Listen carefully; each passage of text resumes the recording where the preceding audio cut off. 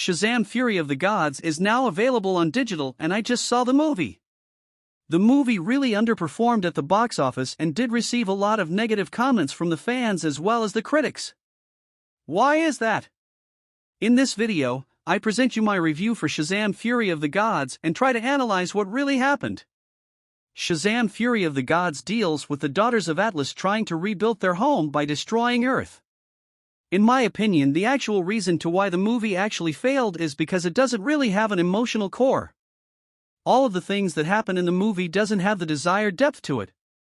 This in turn created a disconnected feeling because we do not feel any connection to the characters whatsoever. There was quite a bit emotional stuff in the movie, but none of that has that emotional effect. Everything seemed like it happened so fast considering the runtime of 2 hours and 10 minutes. The CG in the movie is not bad, but the problem is that we certainly know that it's CG. The CG looks so CG that sometimes it feels a bit much. Having said that, I would actually like to rephrase what I told in the beginning. There are quite a few places in the movie where the CG looks terrible. For a movie with such a huge production budget, I think that the CG aspect surely does underperform a little too much. I did feel that the performance from the actors also wasn't that convincing. We all know about the actors and how well they have performed in other movies. But I definitely didn't feel that way when it comes to this movie. There were quite a few places where I felt that the performance was actually bad. It's not just about the dialogue delivery scenes, but simple reactions and gestures felt a bit weird in some places. The screenplay of the movie isn't convincing as well. The lack of emotional depth is actually a failure in the screenplay as well. It's not just about directing when it comes to the lack of depth, it is a failure of the screenplay as well.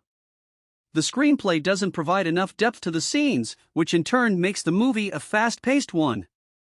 The storyline isn't that bad, but the characters are underdeveloped and the way the events turns out is pretty much basic.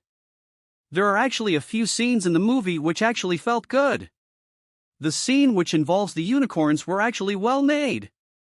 The scene where Billy says goodbye to the family was also emotionally touching as well. Apart from a few scenes like these, the movie actually feels a lot damp. In conclusion, Shazam Fury of the Gods isn't a really bad movie. But it isn't a good one either. If you were a person who had watched this in the theater, you would have actually enjoyed the theater experience. But watching this in a small format doesn't necessarily give you the vibes. If they had actually cared about the screenplay, the movie could have been so much better. Like, share and subscribe to The Movie Guy for more such content.